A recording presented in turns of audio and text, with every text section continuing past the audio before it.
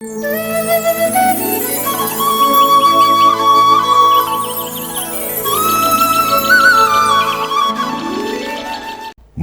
மழையில் நனைய மனமகிழ்வோடு உங்களை வரவேற்கிறோம். தரித்திரருக்கு சுவிசேஷம், திருச்சபைக்கு சத்தியம், இந்த இரண்டையும் இரண்டர கலந்து உங்களுக்கு வழங்குவதிலே மிகுந்த மகிழ்ச்சி அடைகிறேன். உங்கள் காதுகளை கடன் கொடுங்கள், கருத்தாக நீங்கள் கவனியுங்கள். செய்திக்கு பிறகு உங்களுடைய ஜெப குறிப்புகளை எங்களுக்கு தெரியப்படுத்துங்கள். திருமறை சார்ந்த ஆலோசனைகள் உங்களுக்கு தேவை என்றால் எங்களுக்கு அவற்றையும் நீங்கள் தெரியப்படுத்துங்கள். கருகலான திருமறை பகுதிகளுக்கு உங்களுக்கு விளக்கங்கள் வேண்டுமென்றாலும் நீங்கள் எங்களுக்கு எழுதலாம். கீழ்கண்ட மின்னஞ்சல் முகவரி, தொலைபேசி எண்கள், அவற்றின் மூலமாக நீங்கள் எங்களை எப்பொழுதும் தொடர்பு கொள்ளலாம். ஆண்டவர் உங்களை ஆசீர்வதிப்பாராக. ஆமென். மன்னா மழையில் நனைய மகிழ்ச்சியோடு உங்களை மீண்டும் வரவேற்கிறேன். சரீரம் வாழ்வதற்கு தேவை சுவாசம், ஆத்மா வாழ்வதற்கு தேவை, அந்த சுவாசம் என்ற வார்த்தைக்கு முன்னால் ஒரு வி போட்டுக்கிடுங்க, விசுவாசம். சரீரம் வாழ்வதற்கு தேவை சுவாசம், ஆத்மா வாழ்வதற்கு தேவை விசுவாசம். விசுவாசத்தை பற்றிய சில வசனங்கள், உங்களுக்கு தெரிந்த வசனங்கள். நான் தொடங்கினால் நீங்கள் முடித்து விடுவீர்கள். விசுவாசத்தினால் நீதிமான் பிழைப்பான். விசுவாசமின்றி தேவனுக்கு பிரியமாயிருப்பது கூடாத காரியம். நீ விசுவாசித்தால் தேவனுடைய மகிமையை காண்பாய். விசுவாசத்தினால் வராத யாவும் பாவமே. விசுவாசம் என்பது நம்பப்படுகிறவைகளின் உறுதி, காணப்படாதவைகளின் நிச்சயம். இப்படி பல வசனங்களை குறித்து, விசுவாசத்தை குறித்த பல வசனங்களை குறித்து நாம் வேதத்தில் வாசிக்கிறோம். விசுவாசிக்கிறவனால் எல்லாம் கூடும் என்றும் வேதம் நமக்கு தெளிவாக சொல்கிறது. எபிரேயர் 11ஆம் அதிகாரத்தை நீங்கள் எடுத்து பார்ப்பீர்கள் என்றால் அது விசுவாசத்தின் அதிகாரம் என்று விளக்கப்படுகிறது. அந்த அதிகாரத்தை 4 பகுதிகளாக நாம் பகுத்து பிரித்து படிக்கலாம்.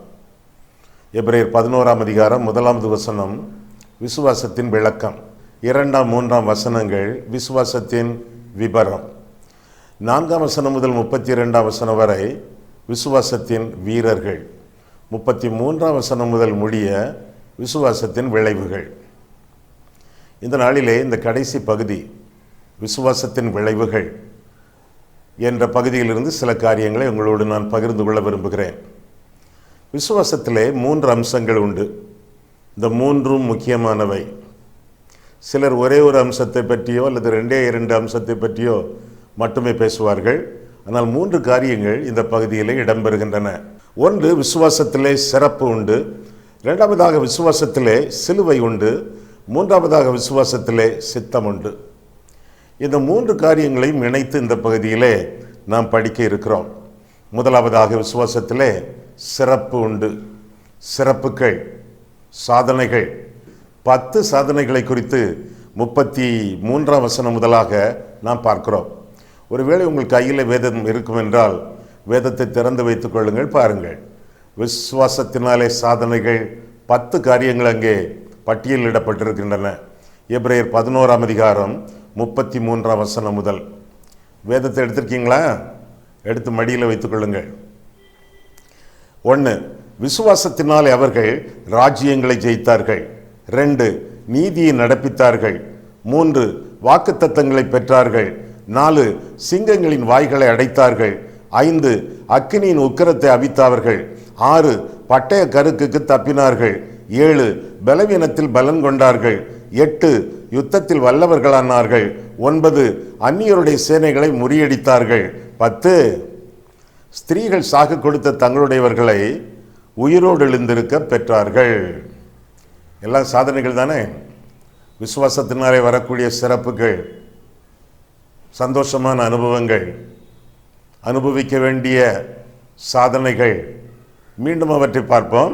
விசுவாசத்தினாலே அவர்கள் ராஜ்யங்களை ஜெயித்தார்கள், ராஜாக்கள் போன்றோர். நீதியை நடப்பித்தார்கள், சாலமோன் போன்றோர். வாக்குத்தத்தங்களை பெற்றார்கள், முற்பிதாக்கள் ஆபிரகாம், ஈசாக்கு, யாக்கோபு போன்றோர். சிங்கங்களின் வாய்களை அடைத்தார்கள், தானியேல் போன்றோர்.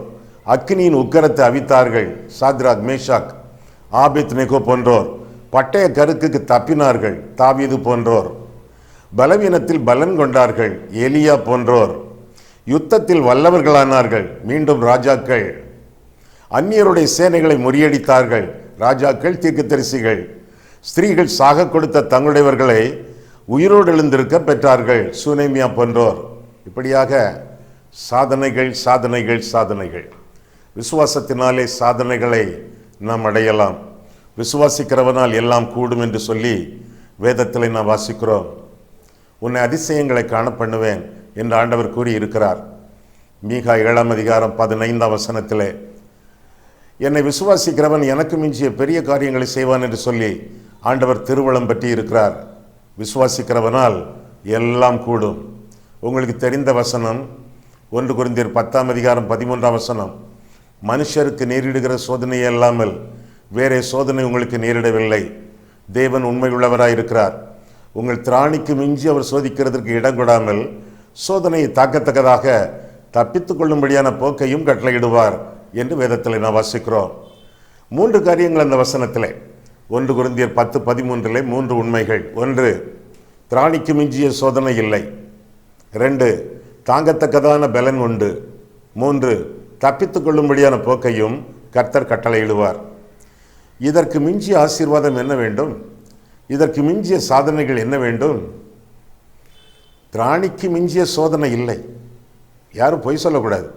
ஆண்டவர் ஏந்தாம் போட்டு என்னை இப்படி சோதிக்கார தெரியல, என்னால் தாங்க முடியலை ஐயா என்று சொல்ல முடியாது. திராணிக்கு மிஞ்சிய சோதனை இல்லை என்று ஆண்டவர் திருவள்ளம் பெற்றுகிறார். தாங்கத்தக்கதான பலனையும் கர்த்தர் உங்களுக்கு கட்டளையிடுகிறார். அது மட்டுமல்ல, தப்பித்துக் கொள்ளும்படியான போக்கையும் ஆண்டவர் உங்களுக்கு வகுத்து கொடுக்கிறார். இஸ்ரவேல் ஜனங்கள் எகிப்தியர் கையிலிருந்து தப்பி ஓடி வந்தார்களே, 4 பக்கங்களிலும் நகர முடியாத நிலைமை, முன்னாலே பறந்து விரிந்த ஒரு கடல், பின்னாலே துரத்தக்கூடிய எதிரிகள், இடது பக்கத்தில் உயரமான மலைகள், வலது பக்கத்தில் செருகு மணல், குயிக் சாண்ட், கால் வச்சா உடம்பு உள்ள போயிடும். முன்னால கடல், பின்னால எதிரிகள், இடது பக்க மலைகள், வலது பக்க மணல், போக்கற்ற நிலைமை, மார்க்கமிழந்த நிலைமை, மூளை மரத்து போகக்கூடிய நிலைமை, கடத்தி கொண்டு வந்தானே மோசே, அவனை கல்லறியலாமா என்று நினைக்கக்கூடிய நிலைமை, 4 பக்கமும் நகர முடியாத நிலைமை. அப்படிப்பட்ட ஒரு நிலையிலே நீங்கள் உட்கார்ந்து இந்த செய்தியை கேட்டுக்கொண்டிருக்கிறீர்களா? ஐயா, சொல்ல முடியாத பிரச்சனை ஐயா, என்னுடைய போதகரிடத்தில் கூட நான் சொல்லவில்லை, என் பெற்றோரிடத்தில் கூட நான் சொல்லவில்லை, என்னுடைய மாமனார் மாமியாரிடத்தில் கூட சொல்லவில்லை, என்னுடைய நெருங்கிய நண்பர்களிடத்தில் கூட நான் சொல்லவில்லை. 4 பக்கமும் நகர முடியாத நிலைமையிலே பிரச்சனையோடு நான் வருந்தி கொண்டிருக்கிறேன் ஐயா. இந்த பிரச்சனையிலிருந்து தப்புவதற்கு எனக்கு போக்கு உண்டா? ஆண்டவர் ஒரு மார்க்கத்தை உண்டு பண்ணுவாரா என்று கேட்டால், கடல் பிளந்தது, ஜனங்கள் கடந்து சென்றார்கள்.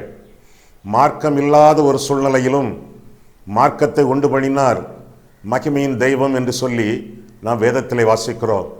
திராணிக்கு மிஞ்சிய சோதனை இல்லை, தாங்கத்தக்கதான பலன் உண்டு, தப்பித்துக் கொள்ளும்படியான போக்கையும் கர்த்தர் உங்களுக்கு கட்டளையிடுவார் என்று சொல்லி நாம் வேதத்திலே நாம் வாசிக்கிறோம். ஆக சிறப்புகளை நாம் சுதந்திரித்து கொள்ளலாம். ஸ்திரீகள் கந்தவர்க்கங்களை கையில் எடுத்துக்கொண்டார்கள். எதற்காக? ஆண்டவராக இயேசு கிறிஸ்து கல்லறையிலே உறங்கி கொண்டிருக்கிறார். அவருடைய சரீரத்திலே கந்தவர்க்கங்களை பூசுவதற்காக.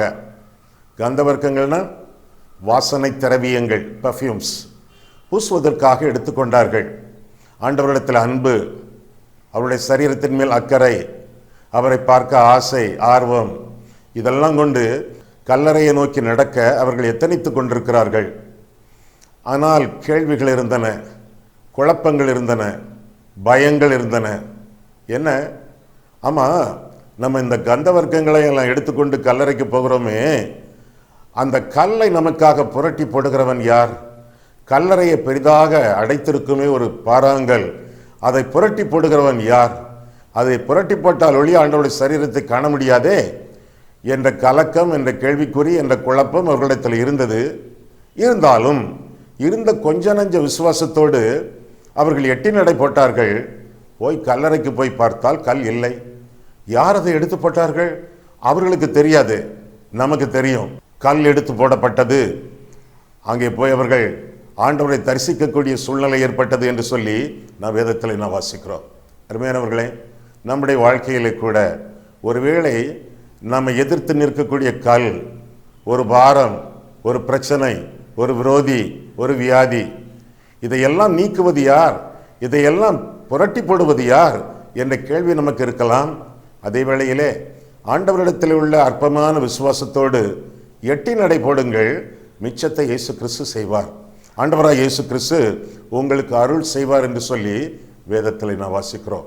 ஏராளமான வாக்குத்தத்தங்களை ஆண்டவர் நமக்கு வேதத்தில் எழுதி தந்திருக்கிறாரே, அதையெல்லாம் விசுவாசிக்கிறோமா? வருத்தப்பட்டு பாரம் சுமக்கிறவர்களே, நீங்கள் எல்லோரும் என்னிடத்திலே வாருங்கள், நான் உங்களுக்கு இளைப்பாறுதல் தருவேன் என்று ஆண்டவர் சொல்லியிருக்கிறாரே. அந்த வாக்கு தத்தத்தை நம்பி ஆண்டவருடைய சமூகத்தில் கிட்டி சேர்க்கிறோமா? என்னிடத்தில் வருகிறவனை நான் புறம்பே தள்ளுவதில்லை என்று ஆண்டவர் சொல்லியிருக்கிறாரே. என்னிடத்திலே வருகிற தேவ பிள்ளையை, என்னிடத்திலே வருகிற ரட்சிக்கப்பட்டவனை, என்னிடத்திலே வருகிற மறுபடியும் பிறந்தவளை அப்படி சொல்லலையே ஆண்டவர். என்னிடத்திலே வருகிறவனை, எவராக இருந்தாலும் சரி, எவனாக இருந்தாலும் சரி, எவளாக இருந்தாலும் சரி, என்னிடத்திலே வருகிறவனை நான் புறம்பே தள்ளுவதில்லை என்று சொன்ன ஆண்டவர். ஆண்டவருடைய சமூகத்தில் நீங்கள் போய் உங்களுடைய காரியங்களை சொல்வீர்கள் என்றால் நிச்சயமாக ஆண்டவர் உங்களுடைய காரியங்களை பொறுப்பேற்று உங்கள் சார்பிலே ஆவணம் செய்து முடித்து உங்களுக்கு வழியை, போக்கை உண்டாக்குவார் என்பதை விசுவாசியுங்கள். விசுவாசிக்கவே விசுவாசியுங்கள். பின்ன விசுவாசம் என்றால் கீழ்ப்படிதல். விசுவாசம் என்பது மந்திரவாதம் அல்ல. அற்புதம் என்பது ஒரு மந்திரவாதம் அல்ல. A miracle is not a magic. It involves obedience. உங்கள் வாழ்க்கையில் அற்புதம் வேணும்னா ஆண்டவர் சொல்லக்கூடிய காரியங்களுக்கு கீழ்ப்படிய வேண்டும், ஒபே பண்ண வேண்டும், கீழ்ப்படிய வேண்டும். ஆண்டவர் கொடுக்கக்கூடிய வாக்கு தத்தங்கள் அனைத்துமே நிபந்தனைகளுக்குட்பட்டவை. நிபந்தனைகளை நிறைவேற்றி வாக்கு தத்தங்களை சொந்தமாக்கி கொள்ள வேண்டியது நம்முடைய கடமை. அவருடைய விசுவாசத்திற்கு கீழ்ப்படிய பண்ணும் பொருட்டு என்று ரோமர் 1:7 வாசிக்கிறோமே. ஆண்டவரை விசுவாசிக்கிறோம் என்றால் அவருக்கு கீழ்ப்படிய வேண்டும் என்பது பொருள்.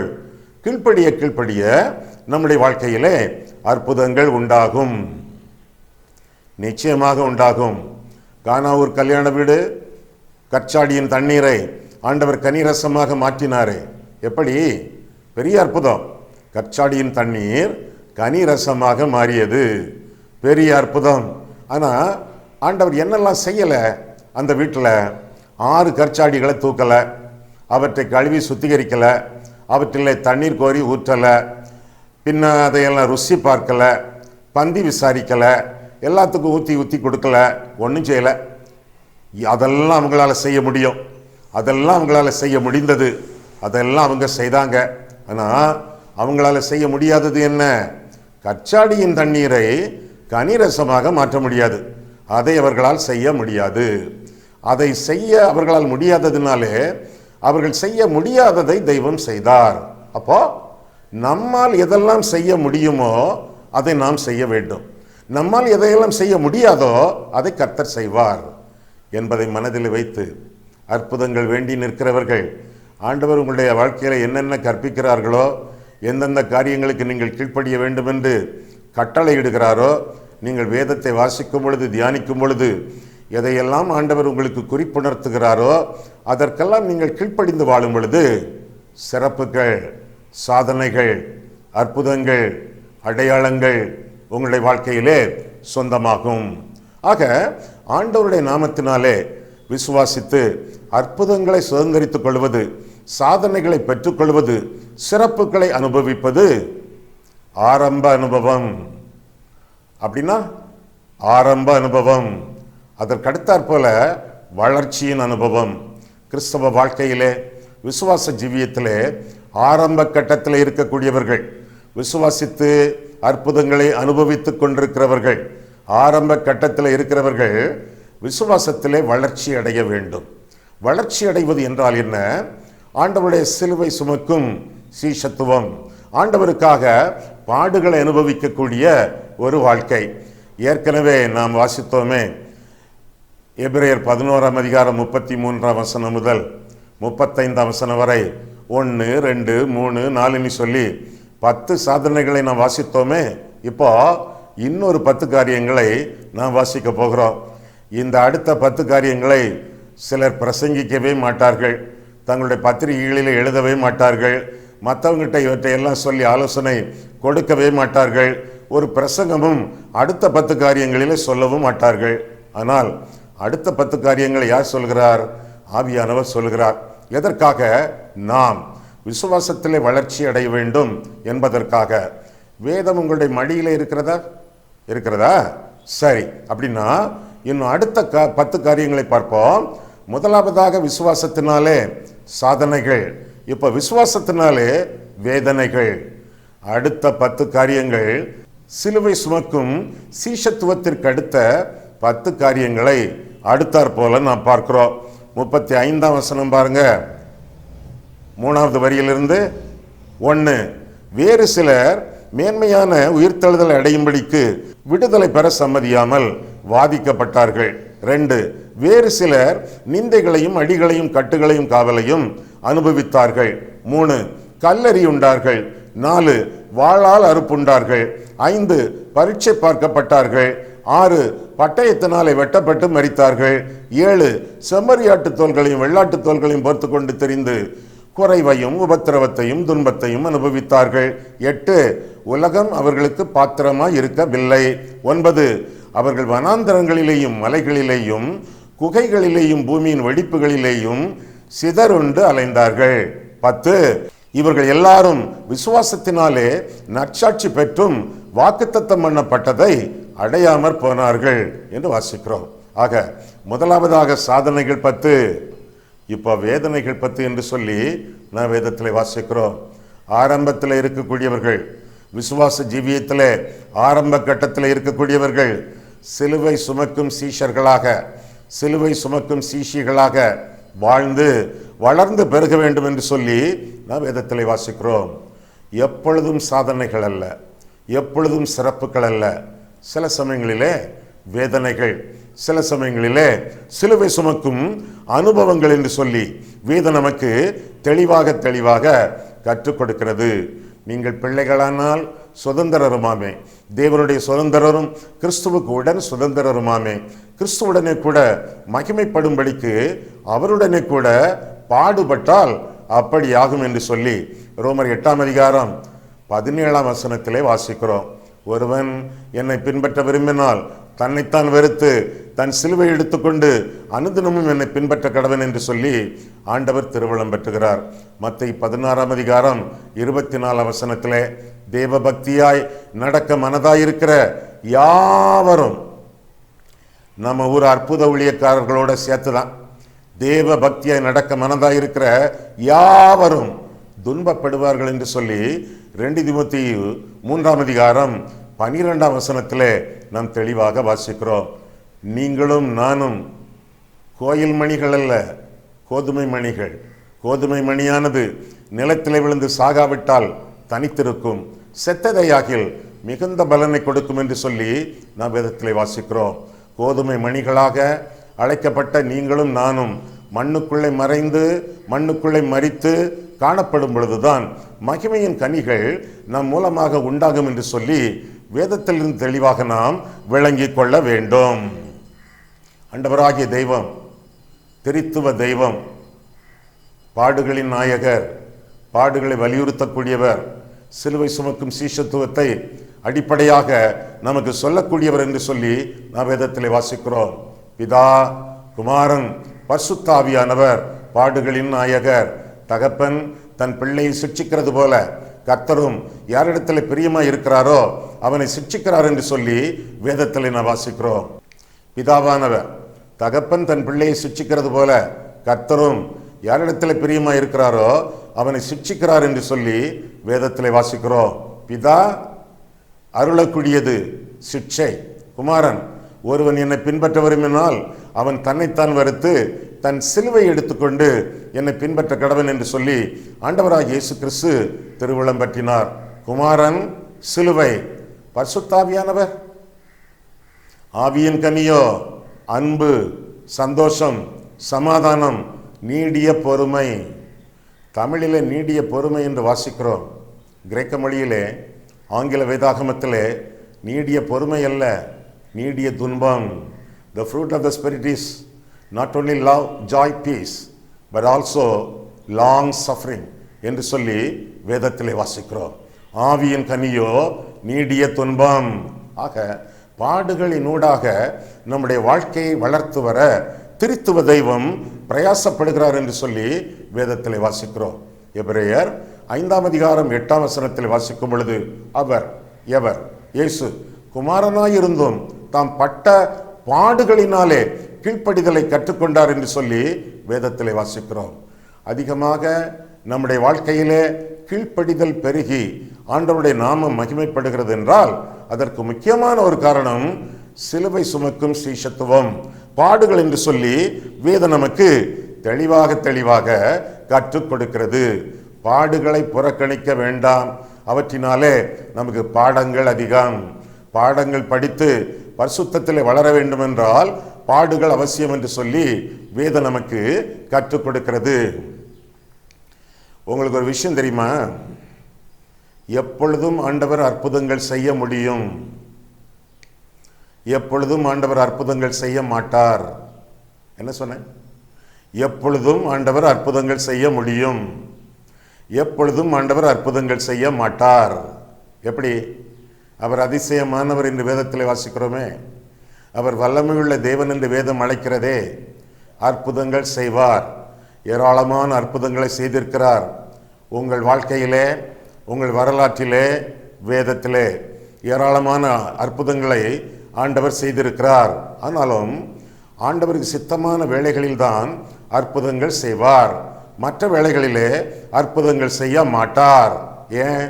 கிறிஸ்மஸ் ஆண்டவருக்கு சில பெயர்கள், அந்த பெயர்களெல்லாம் உங்களுக்கு நன்றாக தெரியும். முதல் பெயர் என்ன? அவருடைய நாமம் அதிசயமானவர். அடுத்த பெயர் என்ன? ஆலோசனை கர்த்தர். சில சமயங்களிலே அற்புதங்கள் செய்வார், சில சமயங்களிலே ஆலோசனைகள் கொடுப்பார். அந்த ஆலோசனைகளுக்கு கீழ்ப்படிந்து வாழும் பொழுது நம்முடைய வாழ்க்கை வளமாகும். நல் நெறிகள் வழியாக நாம் வாழ்ந்து விடுதலைகளோடு ஜீவிக்க ஆண்டவர் ஆவன செய்வார்.